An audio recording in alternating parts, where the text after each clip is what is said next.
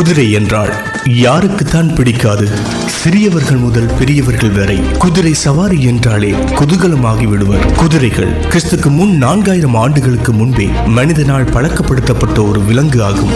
20ஆம் நூற்றாண்டு வரை குதிரை மனிதனின் போக்குவரத்துக்கும் மேற்குலக நாடுகளில் ஏர் உழுவதற்கும் உதவியாக இருந்தது. பண்டைய அரசுகளின் படைகளில் குதிரைப்படை இன்றியமையாத ஒன்றாக இருந்துள்ளது. குதிரைகளை கொண்டு பந்தயங்களும் நடத்தப்படுகின்றன. குதிரைகளை அதன் பருவத்துக்கேற்ப சில பெயர்கள் மூலம் அழைக்கப்படுகிறது. போல் அல்லது குட்டி குதிரை. ஒரு வயதுக்கு குறைவான ஆண் பெண் குதிரைகள் பொதுவாக போல் என்று அழைக்கப்படுகின்றன.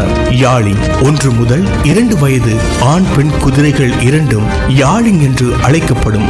கோல்ட் 4 வயதுக்குட்பட்ட இளம் குதிரைகளை குறிக்க இச்சொல் பயன்பட்டாலும் 4 வயதுக்குட்பட்ட இளம் ஆண் குதிரைகளை மட்டுமே இச்சொல்லால் அழைக்கலாம். பில்லி 4 வயதுக்குட்பட்ட இளம் பெண் குதிரைகளை பில்லி என்று அழைக்கலாம். மேர் 4 வயது அல்லது அதற்கு மேற்பட்ட நலமான குதிரைகளை மேர் என்று அழைப்பர். பொலிக்குதிரை நன்கு வளர்ச்சியடைந்த பாலியல் கூறுகள் உள்ள 4 வயது அல்லது அதற்கு மேற்பட்ட ஆண் குதிரைகளை பொலிக்குதிரை அல்லது ஸ்டாலியன் என்பர். கேல்டிங் அல்லது ஆண்மை நீக்கிய குதிரை. விதைகள் நீக்கிய எந்த வயது குதிரையும் ஆண்மை நீக்கிய குதிரை என அழைக்கப்படும்.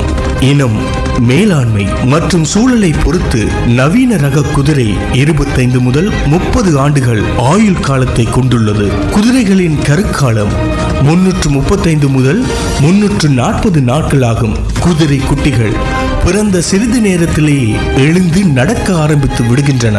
5 ஆண்டுகளில் இனப்பெருக்கத்துக்கு தயாராகி விடுகின்றன. கருப்பு, வெள்ளை, சாம்பல், சிகப்பு கலந்த பழுப்பு நிறம் மற்றும் இரு நிறங்கள் ஒரே குதிரையில் கலந்து காணப்படுகின்றன. ஆனால் வழக்கத்திற்கு மாறாக சில குதிரைகள் 40 ஆண்டுகளுக்கு மேலாக கூட உயிர் வாழ்ந்துள்ளன.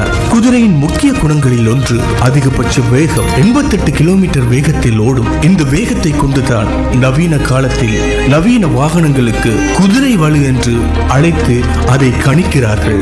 ஒரு சராசரி குதிரையின் உயரமானது அதன் கழுத்தும் உடலும் சேரும் பகுதியின் அதிகபட்ச உயர பகுதியை கொண்டு கணக்கிடப்படுகிறது. சராசரியாக ஒரு குதிரை 60 முதல் 62 அங்குலம் உயரம் வரை வளரும். குதிரையின் உடலில் சராசரியாக 205 எலும்புகள் உள்ளன. மனிதனுக்கும் இவற்றுக்கும் உள்ள ஒரு வேறுபாடு என்னவென்றால் குதிரைகளுக்கு காரை எலும்பு இல்லை.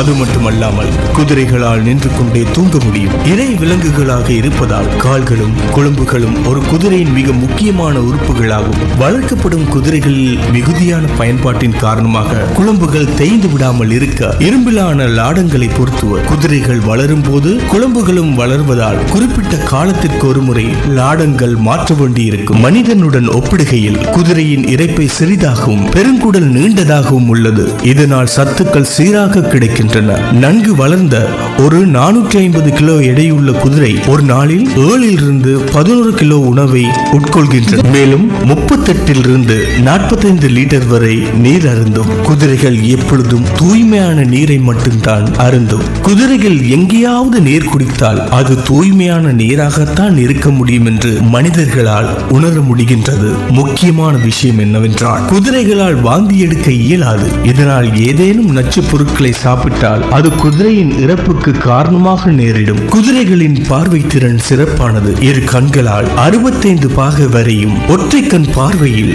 35 பாகைக்கு மேலும் பார்க்க முடியும். இவற்றால் பகலிலும் இரவிலும் நன்கு பார்க்க முடியும். எனினும் குதிரைகளுக்கு நிறக்குருடு இருப்பதால் 2 நிறங்கள் மட்டுமே தெரியும். குதிரைகளின் கேட்கும் திறனும் அதிகம். இவற்றால் தமது காது மடல்களை 180 பாகை வரை திருப்ப முடியும்.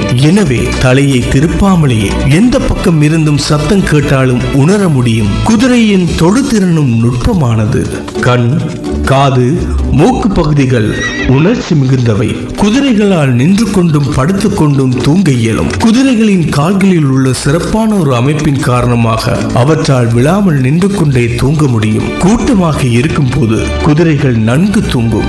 ஏனெனில் பெரும்பாலான குதிரைகள் உறங்குகையில் சில குதிரைகள் விழித்திருந்து இறை கொல்லிகள் வருகின்றனவா என்று பார்த்திருக்கும். ஒரு குதிரையானது சராசரியாக ஒரு நாளைக்கு 2.9 மணி நேரம் தூங்குகிறது. குதிரைகளுக்கு புல்வகை உணவை தவிர தானியங்களையும் கொடுக்கலாம். எனினும் வல்லுநர்கள் குதிரையின் உணவில் பாதிக்கு மேல் புல் உணவை கொடுக்க வேண்டும் என்று கூறுகின்றனர். மேலும் இவை குடிப்பதற்கு நாளொன்றுக்கு 38 முதல் 45 லிட்டர் தூய குடிநீர் தேவை. வளர்க்கப்படும் குதிரைகள் காற்று பனியில் பாதிக்கப்படாமல் இருக்க கொட்டகை தேவை. மேலும் குதிரையின் பாதம் நன்கு பராமரிக்கப்பட வேண்டும். குதிரையின் பயன்பாட்டினை பொறுத்து லாடங்கள் அடிக்கப்பட்டு பராமரிக்கப்பட வேண்டும். நோய் தடுப்புக்காக தடுப்பூசிகள் போடப்பட வேண்டும். பற்கள் பரிசோதிக்கப்பட வேண்டும். தானிய களஞ்சியம் போன்ற அடைப்பட்ட இடங்களில் இருக்கும் குதிரைகள் அவ்வப்போது அவற்றின் உடல் மன நலனுக்காக வெளியில் அழைத்து செல்லப்பட வேண்டும். மனிதர்களால்